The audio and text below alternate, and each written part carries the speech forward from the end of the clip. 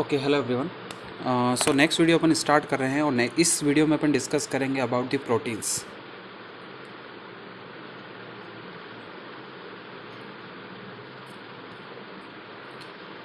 देखो, यहाँ पर अपना जो पूरा चैप्टर है वो है amino acid, peptide and proteins. मतलब है एमिनो एसिड्स से किसका फॉर्मेशन होता है, पेप्टाइड्स का, और पेप्टाइड से किसका फॉर्मेशन होता है, प्रोटीन्स का। अपन ऐसा होता है, ठीक है। मतलब सबसे जो स्मॉलेस्ट यूनिट है वो एमिनो एसिड है। एमिनो एसिड आपस में कंबाइंड होते हैं और पेप्टाइड का फॉर्मेशन होता है। इससे प्रीवियस जो वीडियो है उसमें अपन ने पेप्टाइड के बारे में जो भी पढ़ना था वो पढ़ लिया कि पेप्टाइड का फॉर्मेशन कैसे होता है ना, पेप्टाइड मॉलिक्यूल्स क्या होते हैं, उनमें पेप्टाइड बॉन्डिंग कैसे फॉर्मेशन होती है। इस टाइप की जो चीज़ें थी पेप्टाइड के बारे में, जो इन्फॉर्मेशन अपन को चाहिए थी वो पढ़ ली। अब जो नेक्स्ट अपना टॉपिक है ये प्रोटीन का है। ये प्रोटीन आपके, जैसे अपन बात करें कि ये जो मतलब जो बायो होती है, आपके बायो मॉलिक्यूल्स होते हैं, उसके अंदर का एक टॉपिक है। मतलब बायोलॉजी के पॉइंट ऑफ व्यू से ये ज़्यादा इंपॉर्टेंट है। अगर अपन मैथमेटिक्स के पॉइंट ऑफ व्यू से बात करें तो वहाँ पर इसकी खास इंपॉर्टेंस नहीं है। पर ये जो प्रोटीन्स है ये भी एक क्या है आपके पास, है तो मॉलिक्यूल्स ही, है ना, है तो एक टाइप की क्या है आपके पास, पॉलीमर कंपाउंड है। तो केमिस्ट्री के अंदर इनकी भी क्या होती है, फिजिकल प्रॉपर्टी होती है, इनकी भी केमिकल प्रॉपर्टीज़ होती हैं, इनकी भी नोमेनक्लेचर भी होता है। तो इस तरह की चीज़ें, मतलब केमिस्ट्री के पॉइंट ऑफ व्यू से अपन मॉलिक्यूल के अकॉर्डिंग इसको पढ़ रहे हैं। प्रोटीन का क्या यूज़ है, कहाँ पे होता है प्रोटीन, ये अपन अच्छे से जानते हैं, है ना। तो इसके बारे में बताने की कोई ज़रूरत मुझे है नहीं। और प्रोटीन की जो डेफिनेशन वगैरह है वो मैंने आपको पहले ही बता दी है, क्लियर कर दी है। सो यहाँ पर अपन बात कर रहे हैं क्लासिफिकेशन ऑफ प्रोटीन। सीधा अपन स्टार्ट करेंगे किससे, क्लासिफिकेशन से। अब क्लासिफिकेशन की बात करें तो देखो, प्रोटीन को क्लासीफाई करना थोड़ा डिफ़िकल्ट है। मतलब इसको सिस्टमेटिक मैनर में क्लासीफाई करना थोड़ा मुश्किल होता है, क्योंकि बहुत डिफरेंट काइंड ऑफ प्रोटीन्स आपके पास होते हैं, है ना। प्रोटीन के कई सारे आपको different molecule, different kind of molecules आपको मिलते हैं प्रोटीन के। इसलिए इनका जो क्लासिफिकेशन है ये थोड़ा सा मुश्किल होता है, इसको किस हिसाब से, किस प्रकार से इसको क्लासीफाई किया जाए। सो इसलिए यहाँ पर कुछ सिंपल वे हैं या फिर कुछ कोशिश की गई है कि अपन क्या करें, प्रोटीन को क्लासीफाई करें। यहाँ पर आपके प्रोटीन को कन्वेंशनली मेथड में अगर बात करें तो दो टाइप में या दो फॉर्म में इसको क्लासीफाई किया जाता है। एक तो होता है फाइबरस प्रोटीन्स और एक होता है आपके ग्लोबुलर प्रोटीन्स। अब ये फाइबरस प्रोटीन का मतलब क्या है, फाइबरस प्रोटीन का मतलब है, नाम में ही आ रहा है, फाइबर वर्ड आ रहा है। कैसा वर्ड आ रहा है, फाइबर। मतलब आप ये कह सकते हो कि जो ये फाइबरस प्रोटीन होते हैं, ये जो फाइबरस प्रोटीन होते हैं, इनका जो स्ट्रक्चर होता है या इनकी जो शेप होती है, इनका या फिर इनकी जो कॉन्फ़िगरेशन होती है वो किस टाइप की होती है, जैसा फाइबर होता है वैसी होती है ना। जैसा आपके नायलॉन जैसा फाइबर हो गया, कॉटन फाइबर हो गया, इस तरह के जो फाइबर आपको दिखते हैं उस तरह से ये प्रोटीन होते हैं। अब इनकी क्या प्रॉपर्टीज़ हैं, क्या कैरेक्टर है, उनके बारे में अपन डिस्कस करते हैं। सबसे पहले बात करें कि आप फाइबरस प्रोटीन का कंपैरिजन फाइबर से कर सकते हो। आपको ये फाइबर जैसे ही दिखेंगे, इनकी शेप वगैरह आपको फाइबर जैसे दिखेगी। जनरली इस टाइप के जो प्रोटीन्स होते हैं ये इनसॉल्युबल इन वाटर के अंदर सॉल्युबल नहीं होते हैं। And as the intermolecular forces this protein are rather strong. मतलब इन प्रोटीन्स में क्या होता है, जो इंटरमोलिकुलर फोर्स होता है, प्रोटीन के बीच का जो फोर्स होता है वो काफ़ी स्ट्रॉन्ग होता है। नेक्स्ट अपन बात करें कि ये जो प्रोटीन है ये आपको कहाँ पे मिलेंगे, ये एनिमल टिश्यूज़ के अंदर मिलेंगे। और एनिमल टिश्यूज़ में इनका काम क्या होता है, इसका काम क्या होता है, चीफ स्ट्रक्चरल मटेरियल। मतलब ये क्या है, आपकी जो एनिमल टिश्यू होता है, एनिमल टिश्यू के अंदर मेन जो स्ट्रक्चरल मटेरियल होता है वो आपकी कौन से प्रोटीन होते हैं, फाइबरस प्रोटीन होते हैं। जैसे अपन बात करें केराटिन की, केराटिन आपके एक प्रोटीन है जो कि एक फाइबरस प्रोटीन है। और ये प्रोटीन आपको कहाँ पे मिलेगा, स्किन में मिलता है, हेयर में मिलता है, नेल्स में मिलता है ना। इस तरह की चीज़ों में आपको प्रोटीन मिलता है। एक आपके पास मायोसिन भी प्रोटीन है जो आपको कहाँ पे मिलेगा, मायोसिन जो प्रोटीन है ये कनेक्टिव टिश्यूज़ ऑफ मसल्स। मतलब ये क्या करता है, आपके मसल को कनेक्ट करने का काम करता है ना। इसी तरह से आपके पास एक कोलेजन प्रोटीन होता है।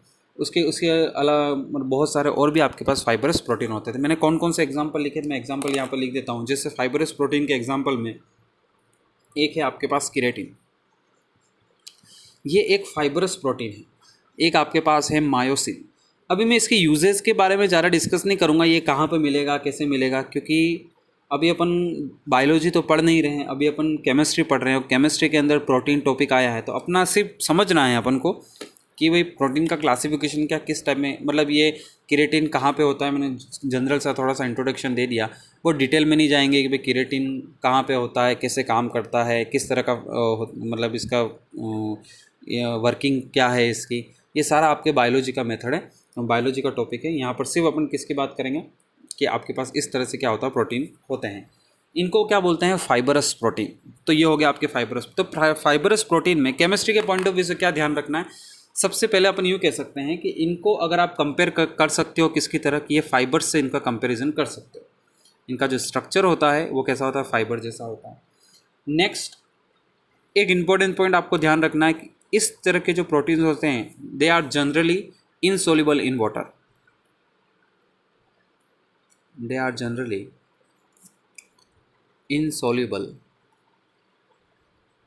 इन वाटर। वाटर के अंदर क्या होते हैं, ये इनसोल्युबल होते हैं, सोलिबिलिटी नहीं होती वाटर के अंदर, ठीक है।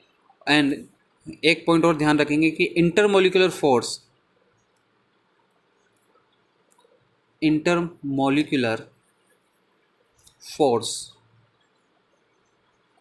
Between molecule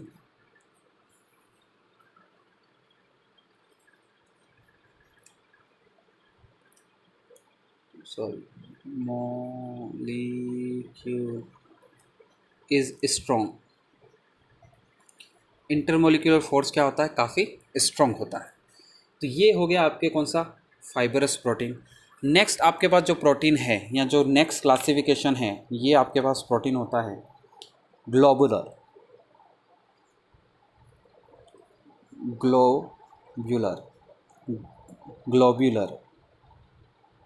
proteins.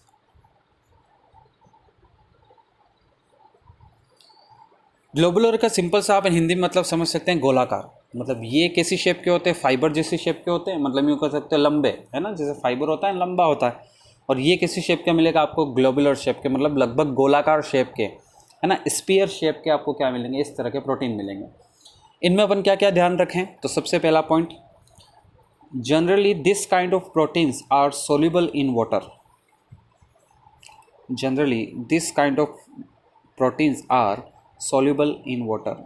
ये प्रोटीन्स जो होते हैं ये वाटर के अंदर सॉल्युबल होते हैं। Point number second, the intermolecular force between molecules is week. जो इंटरमोलिकुलर फोर्स होता है मॉलिक्यूल्स के बीच में, ये कैसा होता है, वीक होता है, स्ट्रॉन्ग नहीं होता है। जैसे फाइबरस प्रोटीन में क्या होता है, स्ट्रॉन्ग फोर्स होता है, पर इसमें क्या होता है, वीक फोर्स होता है। देन थर्ड अपन ये जनरल ध्यान रख सकते हैं कि इनकी जो शेप होती है, they are containing spear shape. कैसी शेप होती है इनकी, स्पीयर शेप होती है, ठीक है, गोलाकार इनकी शेप होती है।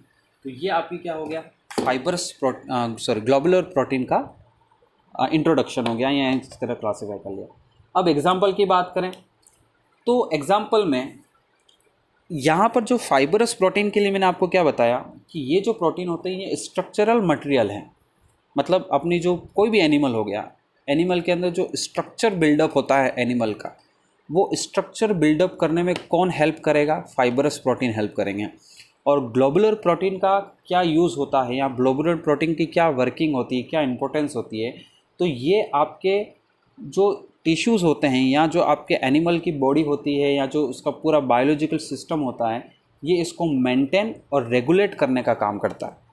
मतलब ये क्या कर रहा है, ये स्ट्रक्चर बिल्डअप कर रहा है, ये स्ट्रक्चरल प्रोटीन है। और ये कौन सा है, ये रेगुलेट लाइफ प्रोसेस जो आपकी लाइफ है या जो बायोलॉजिकल सिस्टम है इसको रेगुलेट करने का काम करता है।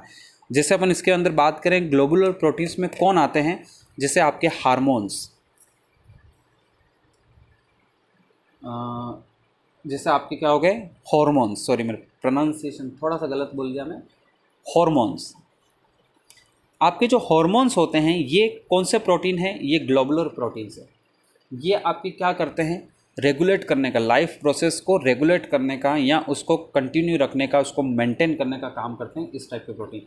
जैसे आपके पास हो गया हीमोग्लोबिन, है ना, एल्बुमिन, इस तरह के जो प्रोटीन हैं, मैं हीमोग्लोबिन, एल्बुमिन या हार्मोन्स जितने हो गए आपके पास, ये सारे क्या हैं आपके पास, ग्लोबुलर प्रोटीन्स हैं। तो ये मेन क्लासिफिकेशन, देखो ये भी बिल्कुल मतलब सिस्टमेटिक क्लासिफिकेशन तो नहीं है, अपन ऐसा नहीं कह सकते कि क्या ये कंप्लीट क्लासिफिकेशन है, नहीं है। आपको बहुत सारे ऐसे प्रोटीन्स भी मिलेंगे जो इस क्लासिफिकेशन से बाहर के भी हो सकते हैं, है ना, ऐसे भी प्रोटीन्स मिलेंगे, क्योंकि प्रोटीन्स बहुत सारी वेराइटी ऑफ प्रोटीन्स होते हैं आपके पास, बट मेनली दो टाइप के हो गए, fibrous protein and globular protein. और फाइबरस प्रोटीन आपके स्ट्रक्चरल प्रोटीन है और ग्लोबुलर प्रोटीन आपके जो मेंटेन और रेगुलेट करते हैं आपके बायोलॉजिकल सिस्टम को, जैसे हार्मोन्स वगैरह हो गए, हीमोग्लोबिन हो गया, एल्बुमिन हो गया, है ना, डेली लाइफ में इनका यूज़ होता रहता है बार बार।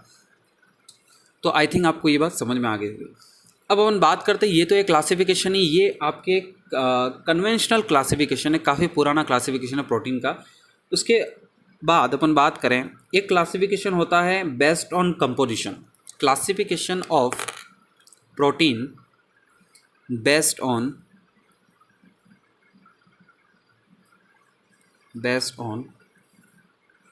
composition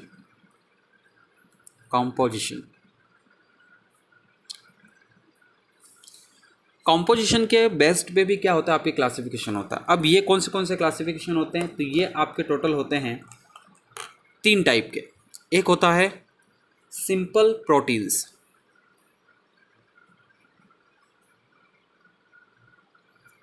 एक होता है आपके सिंपल प्रोटीन्स, एक होता है आपके कॉन्जुगेट या कॉन्जुगेटेड प्रोटीन्स, और थर्ड टाइप होता है डिराइव्ड प्रोटीन्स। ये 3 टाइप के आपके पास क्या होते हैं, प्रोटीन्स होते हैं, सिंपल प्रोटीन्स, कॉन्जुगेटेड प्रोटीन और डिराइव्ड प्रोटीन्स। ठीक है, अब इससे थोड़ा अपन को समझ में आ जाएगा what do you mean by simple protein, conjugate protein, derived protein. तो सबसे पहले अपन बात करते हैं सिंपल प्रोटीन की। तो सिंपल प्रोटीन्स क्या होते हैं, this are build up for simple amino acid unit only and give amino acid only on hydrolysis some of this. मतलब यहाँ पे क्या होता है, देखो सिंपल प्रोटीन्स का मतलब है कि इस टाइप के जो प्रोटीन हैं ये आपके सिंपल एमिनो एसिड यूनिट से बने हुए होते हैं, है ना।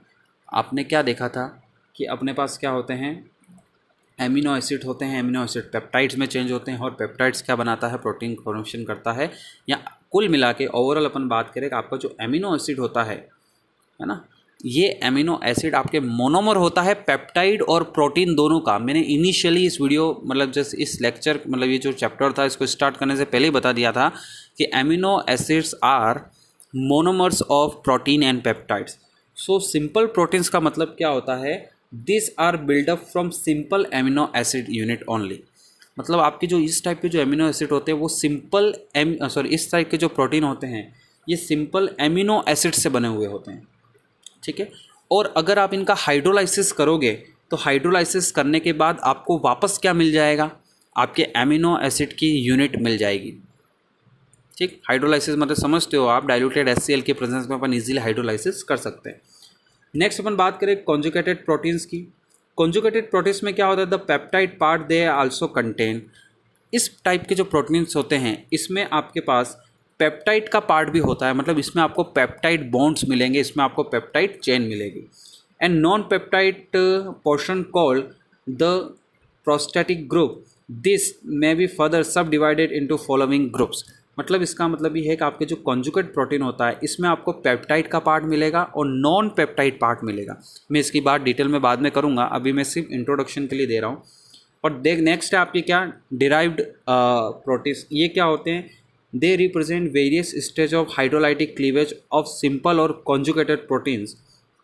मतलब ये क्या होते हैं, they represent various stage of hydrolytic cleavage of simple और कॉन्जुगेटेड प्रोटीन। ठीक है, ये होते हैं आपके डिराइव्ड प्रोटीन। अभी मैंने पूरी तरह से इसको एक्सप्लेन नहीं किया है, मैं एक एक पॉइंट पर, सिंपल प्रोटीन पर, कॉन्जुगेटेड प्रोटीन पर, डिराइव्ड प्रोटीन पर आ रहा हूँ धीरे धीरे। अभी मैं सिर्फ जनरल इनकी बात कर रहा हूँ। सो नेक्स्ट सबसे पहले अपन लेते हैं कौन सा, सिंपल प्रोटीन। तो सिंपल प्रोटीन का मतलब क्या होता है, तो मैं अब यहाँ पे लिख रहा हूँ देखो, ताकि आप अच्छे से समझ पाओ इसको। तो सबसे पहले first of all simple protein में क्या होता है कि सीधे किससे बने होते हैं, एमिनो एसिड। इसमें आपको क्या मिलेगा, यूनिट ऑफ एमिनो एसिड्स मिलेंगी। और पॉइंट नंबर सेकंड, जब इसका आप हाइड्रोलाइसिस करोगे तो ये आपको वापस क्या देगा, एमिनो एसिड दे देगा। इस टाइप के जो प्रोटीन्स होते हैं, ठीक है। अब अपन बात करते हैं इसमें सबसे पहला आपके एग्जाम्पल की फॉर्म में सबसे पहला अपन बात कर रहे हैं albumin.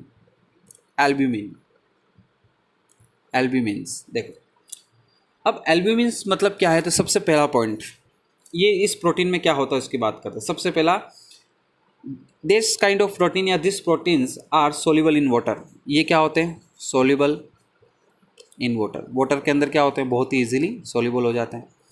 Point number 2, coagulate on heating. मतलब आप इनको जब हीट करोगे तो ये कैसे हो जाते हैं, कोगुलेट हो जाता है ना, इनका कोगुलेशन हो जाता है। देन अपन बात करें एग्जाम्पल की, इस टाइप के जो एग्जाम्पल, जैसे आपके पास है एग एल्ब्यूमिन, आपके पास है एग एल्ब्यूमिन, या आपके पास नेक्स्ट एग्जाम्पल है लैक्ट एल्ब्यूमिन, है ना। तो इस टाइप के जो एल्ब्यूमिन होते हैं ये आपके किसके अंदर आते हैं, सिंपल प्रोटीन्स के अंदर आते हैं। सिंपल ये क्या होते हैं, वाटर के अंदर बहुत इजीली सोल्यूबल हो जाते हैं, और सोल्यूबल होने के बाद आप इसको हीट करोगे तो इजीली क्या होते हैं, कोगुलेट हो जाते हैं।